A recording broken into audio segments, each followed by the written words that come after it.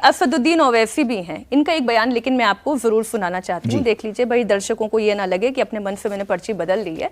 तो असदुद्दीन ओवैसी हैं, वो ये कह रहे हैं कि 3% का मत रखने वाला मल्लाह का बेटा डेप्यूटी सीएम बनने का सपना देख सकता है, लेकिन 17% का मुसलमान वो नेतृत्व नहीं कर सकता।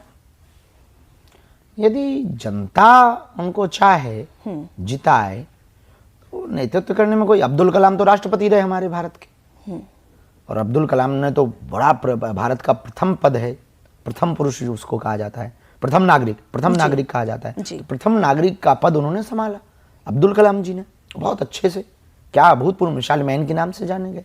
तो ये इनकी सोच इस प्रकार से है। हमें नहीं लगता है कि इनके साथ कोई दुर्व्यवहार, जितना भारत में मुसलमानों की कद्र है उतनी पाकिस्तान में भी नहीं।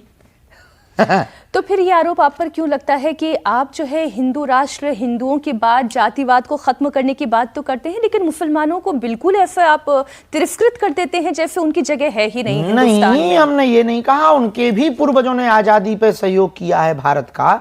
हम सिर्फ इतना कहना चाहते हैं कि आप सर तन से जुदा करने के नारे नहीं देंगे, आप लव जिहाद, लैंड जिहाद, थूक जिहाद, मूत्र जिहाद नहीं करेंगे, आप गजवाए हिंद की सोच विचारधारा भारत में। अच्छा, आप भगवाए हिंद करें? यदि वो गजवाए हिंद करेंगे तो हम भगवाए हिंद करेंगे, पक्का है, इसमें किंचित मात्र भी संदेह नहीं। आप तलवार और भाले की भी बात करने लग जाते हैं। बिल्कुल, जब वो गोला बारूद AK-47 से हमारे भारत में घुसकर हमला कर सकते हैं, तो हम सनातनी भारतीय लोग माला और भाला नहीं रख सकते। कोई बुराई नहीं है, और भारत सरकार यदि लाइसेंस दे दे तो रख लेना चाहिए, कोई दिक्कत नहीं। कोई दिक्कत नहीं है। क्या दिक्कत है, लाइसेंस ही मिल जाए तो आत्मरक्षा के लिए है, तो है ये तो संविधान में भी व्यवस्था है। नहीं, योगी आदित्यनाथ जी भी बिहार पहुंचे थे प्रचार के लिए, अभी भी जा रहे हैं, और वो कह रहे हैं कि घुसपैठियों को रहने नहीं देंगे बिहार में। सही बात है, भारत धर्मशाला थोड़ी है।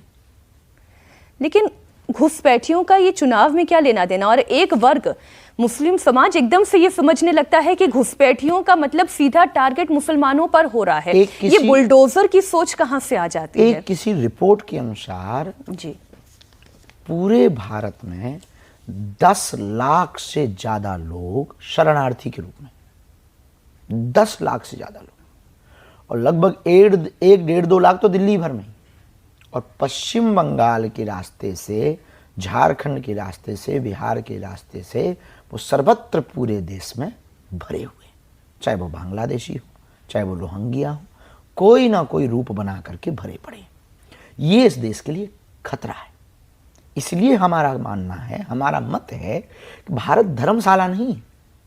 अभी अमेरिका ने क्या किया, वही तो किया जो कागज रूप से अमेरिका का नहीं है, जो वहां का वासी नहीं है, उनको निकाला, डिपोर्ट किया, इलीगल तरीके से वो आए यूएसए में, उन्होंने डिपोर्ट कर दिया, वापस कर दिया। भारत को भी ये स्ट्रेटजी लानी चाहिए, और कड़क तरीके से लानी चाहिए, क्योंकि हमारे ही देश की इतनी जनसंख्या है, इतनी जनसंख्या है कि हम उन्हीं को तो संभाल नहीं पा रहे। विदेशी क्या खाक संभाले, और काहे को संभाले?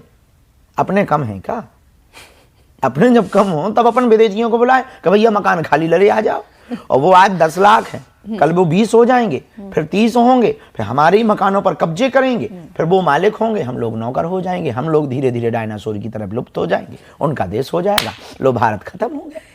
मतलब आपको ये लग रहा है कि जैसा एक माहौल है जिसमें ये कहा जा रहा है कि भाई सनातनियों की बात करने वाली एक सरकार है, उसमें भी आपको ये लग रहा है कि हिंदू समाज जो है वो डायनासोर की तरह विलुप्त हो जाएगा? सनातनियों की सरकार में सरकार भर क्या क्या करें, हम लोगों को भी तो करना पड़ेगा। सब कार्य दायित्व सरकार के थोड़ी होते हैं। कोई भी प्रदेश में किसी की भी सरकार, किसी भी पार्टी की सरकार हो, केवल दायित्व उस पार्टी के मुख्यमंत्री का नहीं होता, वहां की रहने वाली प्रत्येक व्यक्ति का दायित्व होता है कि हम देश हित के लिए सोचें, राष्ट्र हित के लिए कार्य करें, राष्ट्र में होने वाली राष्ट्र विरोधी गतिविधियों पर नजर रखें, और आवाज उठाएं कि यदि मुखिया सो रहा हो तो जाग जा भाई, ये ऐसा हो रहा है। इसके लिए हम लोग भी तो सजग रहें, हम लोग भी तो जागृत रहें, हम भी तो भारत के निवासी हैं, हमारा भी तो कर्तव्य है, सरकार भर का थोड़ी कर्तव्य है। सरकार को तो जो करना चाहिए कर रही, और हम तो बहुत प्रसन्न हैं।